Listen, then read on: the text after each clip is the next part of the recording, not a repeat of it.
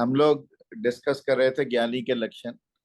महाराज जी ने पहला श्लोक जो आज हमने करना, 9वां श्लोक 13वें अध्याय का, उसकी चर्चा महाराज जी ने की। उसमें से एक शब्द की चर्चा मैं करना चाहूंगा जिसमें आता है सम चित्तम इष्ट अनिष्ट, यानी डिजायरेबल और अनडिजायरेबल। उसमें कोई भी यानी भेद नहीं, समचित्त रहकर हम डिजायरेबल और अनडिजायरेबल में अपने आप को एक सा रख पाए। इससे पहले कि समत्व का भाव या समता हमारे अंदर कैसे आए, मैं थोड़ी सी चर्चा ये करना चाहता हूं कि मनुष्य का होना ही बेचैनी है। यानी नीत्शे ने कहा कि मानव एक पुल है, ऊपर चला जाए तो देवता हो सकता है, नीचे चला जाए तो जानवर हो सकता है। और मानव ही है एक जो देवता या जानवर हो सकता है। पशु पशु ही रहेगा। कुत्ता कम या ज्यादा नहीं हो सकता, शेर कम या ज्यादा नहीं हो सकता। केवल मनुष्य ही एक ऐसा प्राणी है जो अपने स्वभाव को बदलकर या अपनी निजता में जीकर अपने आप को देवता भी बना सकता है, अपने आप को पशु भी बना सकता है। तो बेचैन जो हम हैं, जो हम स्थिर नहीं रह सकते, महाराज जी ने स्थित प्रज्ञा की बात की, गुणातीत की बात की, परंतु प्रैक्टिकल प्रॉब्लम्स हमारी ये है कि हम हैं तो बेचैन। अब इस बेचैनी को संभाला कैसे जाए? इसके रास्ते हैं, या तो हम अपनी बेचैनी को निकाल लें। अक्सर हम गुस्सा करने लगते हैं, अक्सर हम लोगों से घृणा करने लगते हैं, अक्सर हमारे अंदर काम की जागृति होती है। ये हमारे बेचैनी को निकालने के उपाय हैं। और दूसरा, हम बेचैनी को भुलाने का प्रयास करें। बेचैनी को हम भुला कैसे सकते हैं? कोई लोग शराब पीकर, कोई लोग ड्रग्स लेकर, कोई सिगरेट पीकर, कोई किसी और काम में अपने आप को उलझाकर, कोई पिक्चर देखकर, कोई टीवी देखकर, यानी अपनी बेचैनी को भुलाने के इंतजाम हम लोग करने लगते हैं। परंतु जो तीसरी बात महत्वपूर्ण है बेचैनी के साथ हम कर सकते हैं और जिसकी तरफ हमारा ध्यान नहीं जाता, वो ये है कि हम बेचैनी को समझने का प्रयास करें। यदि हम अपनी बेचैनी को समझने का प्रयास करेंगे तो निश्चित रूप से हम अपने आप को बदल पाएंगे और जितने ज्ञानी के लक्षण बताए गए वह स्वतः हमारे अंदर पनपने लगेंगे। शेर हमारे सामने आ जाए तो हमारे सामने अक्सर दो ही विकल्प आते हैं, या तो हम भाग खड़े हों, या दूसरा हम उससे लड़ने के लिए तैयार हो जाएं। ये दो एक्सटर्नल विकल्प हैं, परंतु there is one which is internal also, कि हम अपने भीतर जाग जाएं। तो ये यहां से मैं अपनी बात को शुरू करना चाहता हूं कि हम समचित्त कैसे हों। और जैसा मैंने कहा, बेचैनी को निकालना, मिशेल एंजेलो ने लिखा कि जब मैं बेचैन होता हूं तो मैं अक्सर अपनी छैनी और हथौड़ी उठाकर किसी ना किसी पत्थर पर मारनी शुरू कर देता हूं। कुछ लोग अपनी बेचैनी को निकलने के लिए सृजनात्मक कार्य करते हैं, कुछ लोग अपनी बेचैनी को निकालने के लिए नकारात्मक कार्य करते हैं। परंतु मैंने बात की कि हम अपनी बेचैनी को समझने का प्रयास करें, और उस बेचैनी को समझने में ये लक्षण हमारी मदद कर सकते हैं। सबसे पहली बात है समचित्त, इष्ट हो या अनिष्ट हो। अब इस समचित्तता को हम पैदा कैसे करें, इस समता के भाव को हम पैदा कैसे करें? This is what practically is required out of it. Gurdjieff ने लिखा कि मैंने अपने पिता से जाते समय कहा, जब उनकी मृत्यु नजदीक थी, उस समय गुरजीएफ केवल 9 वर्ष के थे। उन्होंने कहा कि पिताजी, जाते जाते मुझे जीवन जीने का एक सूत्र बता जाओ। तो पिता ने कहा, देख, जब भी तुझे क्रोध आने लगे या जब भी तू ज्यादा सुखी महसूस करने लगे या जब भी अपने आप में ज्यादा दुखी महसूस करने लगे, तो 24 घंटे तक तू कुछ भी मत कर।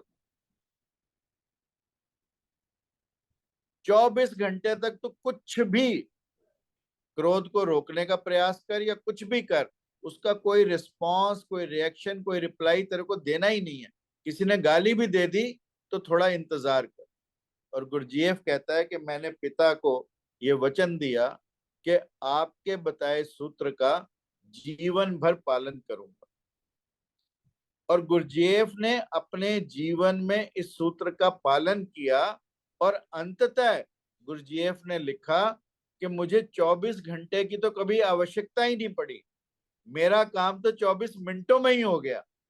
जब भी मैंने प्रयास किया, मुझे क्रोध आया, मैंने उस क्षण के लिए क्रोध को टाल दिया और उस क्षण के टलते ही धीरे धीरे धीरे धीरे धीरे मैं अपने क्रोध के प्रति जागृत हुआ, मुझे पश्चाताप हुआ और मैंने अपने क्रोध को ममता में बदल दिया। यानी रूपांतरण ऊर्जा वही है, वही ऊर्जा जो क्रोध में जा सकती थी, थोड़े से इंतजार ने उस क्रोध का रूपांतरण किया, उस क्रोध को बदला और वो क्रोध करुणा में तब्दील हो गया। इस तरह से धीरे धीरे प्रैक्टिस करके हम लोग भी अपने अंदर एक समचित्तता का भाव पैदा कर सकते हैं। डेल कार्नेगी जो अमेरिका का बहुत बड़ा बिलियनियर था, ये पहला बिलियनियर था, वो लिखता है कि मैंने एक टीवी इंटरव्यू में लिंकन को, अब्राहम लिंकन को बड़ी सारी गालियां दे दी और उसके बारे में और भी कई कुछ बुरा भला कहा। उसमें से कुछ बातें हो सकता है मेरे से गलत भी कही गई हो, परंतु मैंने कही तो किसी स्त्री ने उसे पत्र लिखा और उस पत्र में भी उससे डबल गालियां लिखी कि तुम्हें लिंकन के बारे में पता क्या है, जो लिंकन के बारे में तुम ऐसा बोलते हो, और जो कुछ तुमने कहा वो बिल्कुल झूठ है। इसके साथ साथ और भी उसने बड़े अपशब्द डेल कार्नेगी के लिए लिखे।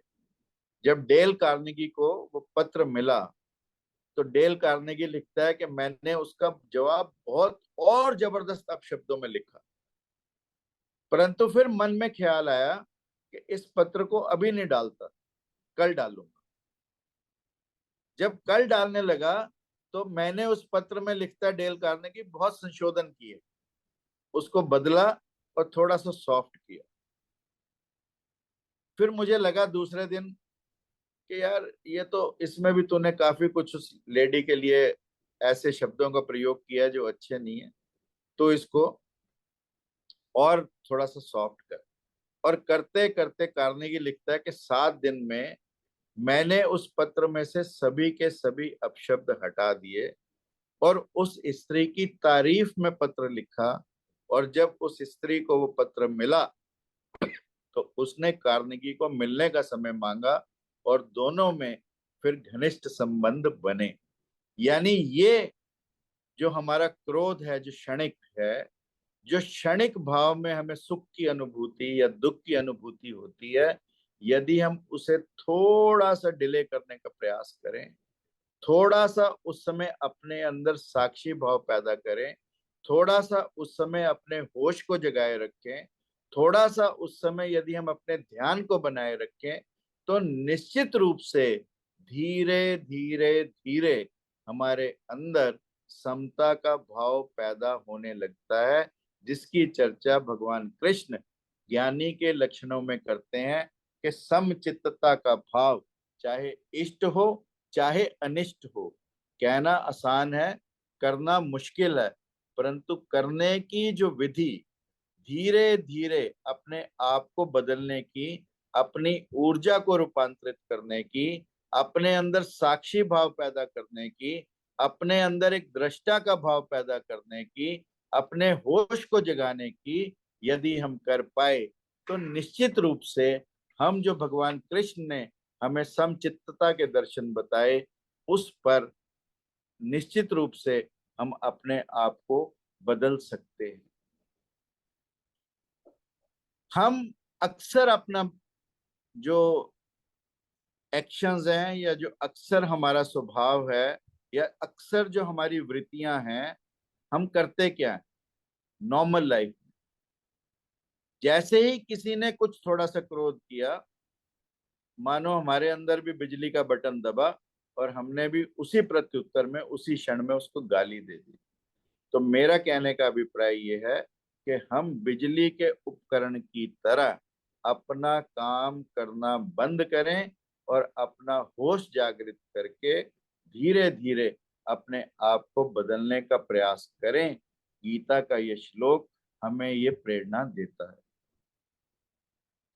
अगले श्लोक में भगवान कहते हैं, मुझ परमेश्वर में एक ही भाव में, एकाकी भाव में स्थिति रूप ध्यान योग के द्वारा अव्यभिचारिणी भक्ति। अब भक्ति के साथ अव्यभिचार का प्रयोग भगवान करते हैं। अब ये थोड़ा सा समझने की आवश्यकता इस चीज को है। महाराज जी ने बड़े अच्छे से हमें बताया, पर मैं उदाहरण के रूप में यदि आप लोगों को बताऊं तो एकलव्य हम सबके सामने एक उदाहरण है अव्यभिचारिणी भक्ति का। गुरु के प्रति अव्यभिचारिणी भक्ति कैसी हो सकती है, एकलव्य ने हमें अपने जीवन से सिखाया। एकलव्य गुरु द्रोणाचार्य के पास गया। गुरु द्रोणाचार्य ने कहा, मैं केवल राजपुत्रों को शिक्षा देता हूं, तुझको नहीं दे सकता क्योंकि तू भील पुत्र है। एकलव्य का मन टूटा नहीं। एकलव्य जंगल में गया, गुरु की मूर्ति बनाई और गुरु की मूर्ति को साक्षात गुरु मानकर एकलव्य ने अपनी प्रैक्टिस, अपने प्रयास शुरू किए और अंततः अर्जुन से भी बेहतर धनुर्धर बना। और जब द्रोणाचार्य उस जंगल से गुजर रहे थे तो जिस ढंग से एकलव्य ने जो कुत्ता उनके साथ था उसका मुंह बंद किया और द्रोणाचार्य देखकर आश्चर्यचकित हुए कि ये धनुर्विद्या किसकी है और कौन धनुर्धर है। तो जब एकलव्य के पास जाते हैं तो एकलव्य के को कहते हैं, तुम्हारे गुरु कौन है? तो उसने कहा, मेरे गुरु द्रोणाचार्य ही हैं, और साष्टांग प्रणाम किया। तो उन्होंने कहा, तूने शिक्षा पाकर मुझे दीक्षा नहीं दी, मुझे दक्षिणा नहीं दी। तो एकलव्य ने कहा कि दक्षिणा में जो आप मांगे वो मैं देने को तैयार। तो द्रोणाचार्य ने कहा कि मुझे तेरे दाहिने हाथ का अंगूठा चाहिए। एकलव्य ने तुरंत अपने दाहिने हाथ का अंगूठा, बिना ये सोचे कि दाहिने हाथ का अंगूठा कटने के बाद तू धनुष कैसे चलाएगा, बिना सोचे उस कार्य को कर दिया और गुरु को अंगूठा भेंट कर दिया। ये है अव्यभिचारिणी भक्ति। जब क्षण भर भी उसके मन में कोई क्लेश नहीं आया, कोई संताप नहीं आया, कोई दुख नहीं आया, कोई सोच नहीं आई, केवल और केवल गुरु की आज्ञा और गुरु भक्ति, और उसी समय उसने अपना अंगूठा काट कर दे दिया। एकलव्य ने बाहर की कला तो खोई। एकलव्य ने अपना अंगूठा देकर अपने बाहर की कला यानी इस दुनिया की कला यानी धनुष विद्या की कला तो खोई, परंतु एकलव्य उसी क्षण भीतरी भाव को उपलब्ध। बाहर तो खोआ परंतु अंदर उसने सब कुछ उपलब्ध कर लिया। उसके अंदर वो एकाकी भाव, वो अपने मन की एकता का भाव, मन के एकत्व का भाव, और उसके अंदर ये भाव जब पैदा हुआ तो ऐसे भाव जब हमारे अंदर पैदा होने लगते हैं, जैसे एकलव्य को कोई गीता पढ़ने की आवश्यकता नहीं पड़ी इस भाव को जगाने के लिए, वैसे ही यदि ये भाव हम अपने अंदर जागृत कर पाए तो हमें भी इन लक्षणों को पढ़ने की आवश्यकता नहीं पड़ेगी। ये लक्षण स्वयं से हमारे अंदर जागृत होने लगते हैं। यानी ये अव्यभिचारिणी भक्ति का प्रभाव है। जैसा महाराज जी ने कहा कि भक्ति में दो ना रहकर जब एक हो जाए, और जब हमने भी 12वें अध्याय की चर्चा की थी और भक्त के गुणों की चर्चा की थी, तब भी हमने ऐसी भक्ति की चर्चा उस समय भी की थी। परंतु ये शब्द बहुत महत्वपूर्ण है गीता का कि भक्ति का रूप कैसा हो, भक्ति कैसी होनी चाहिए। तो ये भक्ति जो भगवान ने यहाँ पुनः कही अव्यभिचारिणी भक्ति, ऐसी हमारी भक्ति होगी तो निश्चित रूप से हम ज्ञानियों की श्रृंखला में मौजूद होंगे। और फिर कृष्ण कहते हैं, एकांत और शुद्ध देश में रहने का स्वभाव और विषयासक्त मनुष्यों में, विषयों में जो आसक्त मनुष्य हैं, उनके समुदाय में अरति, अरति प्रेम का ना होना। और हम क्या करते हैं, हम अक्सर भीड़ खोजते हैं, और अक्सर भीड़ खोजने वाला गलत भीड़ खोजता है। दो चार लोग जब भी एकत्रित होंगे तो कभी अंदाजा लगाकर देखो कि वो क्या बातें करते हैं। इस प्लेटफॉर्म को छोड़ दो, just forget about this platform. अगर हम इस प्लेटफॉर्म से हटकर जब भी कहीं पर मिलते हैं, कोई भी दो लोग मिलेंगे, तो किसकी बात करेंगे? किसकी बहू किसके साथ भाग गई, किसकी बेटी का किसके साथ चक्कर है? आपकी नहीं कर, I am not saying, I am saying leave aside this platform. आप इशारा नहीं कर प्रभु। I am talking in general, you know, majority of the people, what will they do when we meet? We generally talk about others, and we rarely talk positive about others. Majority of our talks will be with the negativity of the others. Even our newspapers, they are full of 90% coverage with the negative news. The positive news is never a news. Negative news is always a news.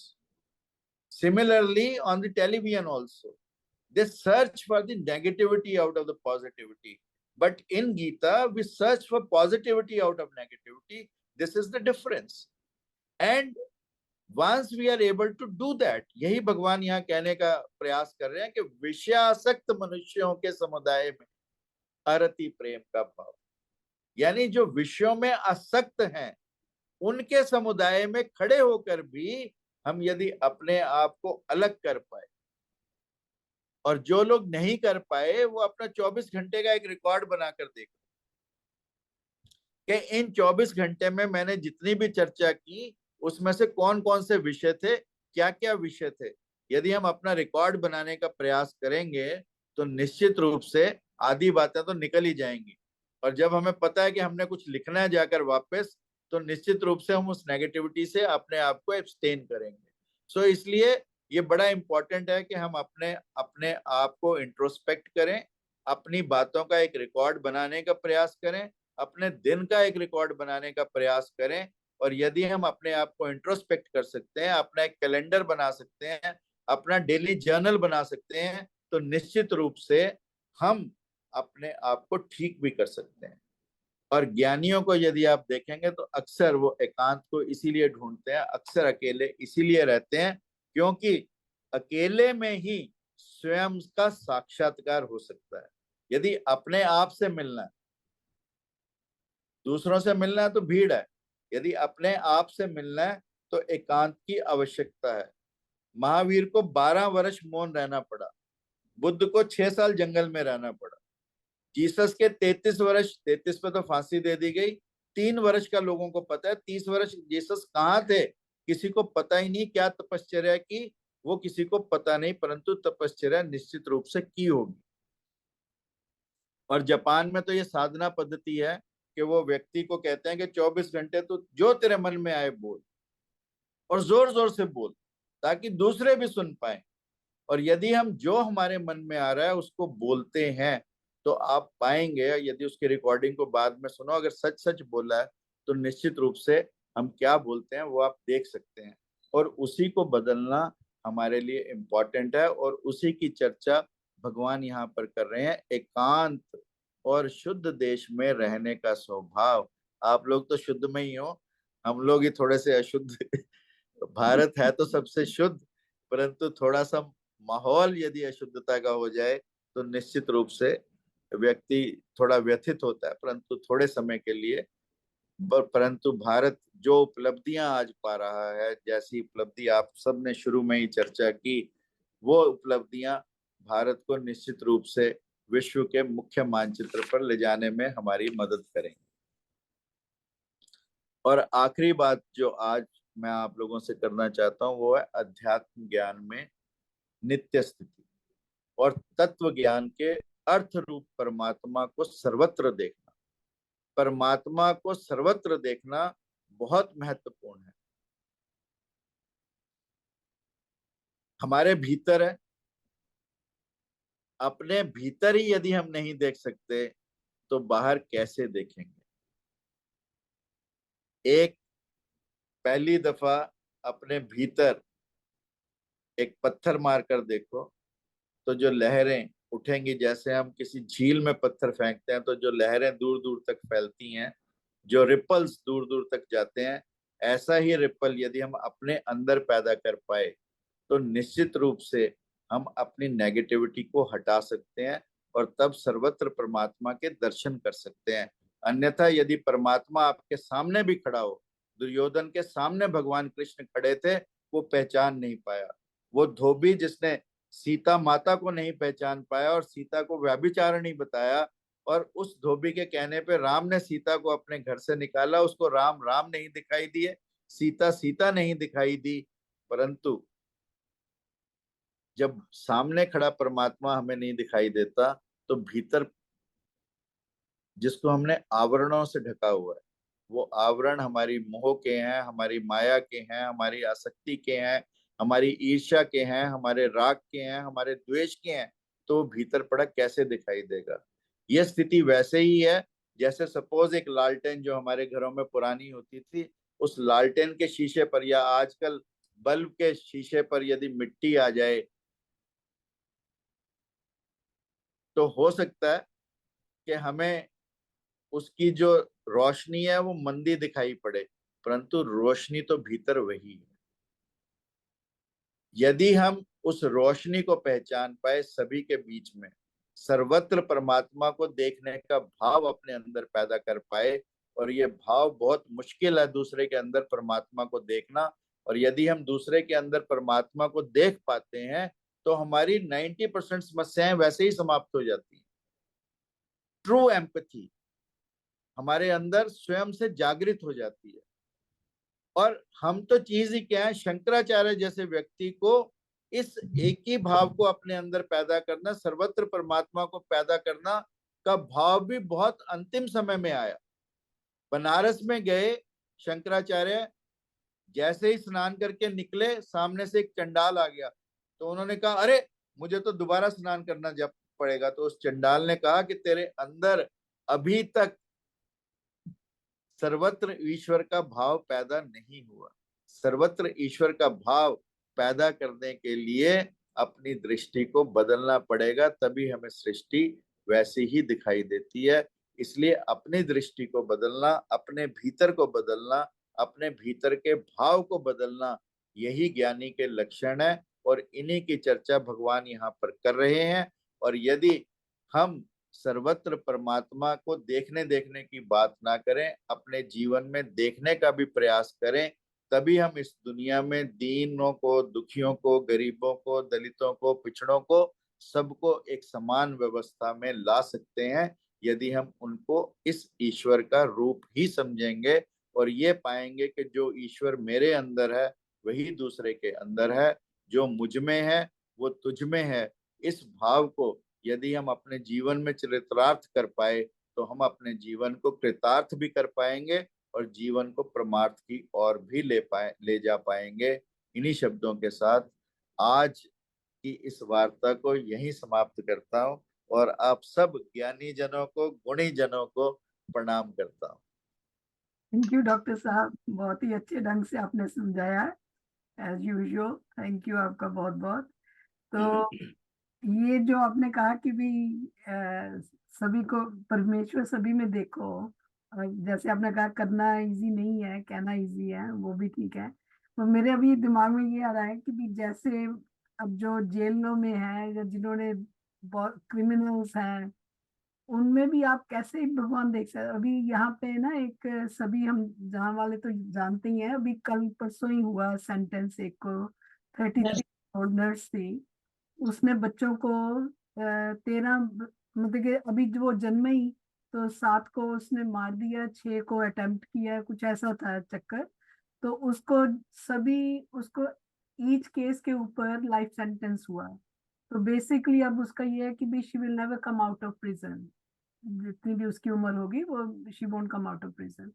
तो अब ऐसे में आप कैसे उस इंसान को, ये एक ताजी मिसाल है इसलिए मेरे दिमाग में आई, कि जो भी उनके साथ प्रिजन में काम कर रहे हैं या जो जिसके वो विक्टिम्स के पेरेंट्स या फैमिलीज, कैसे उसमें वो भगवान का अंश देख सकते हैं इस।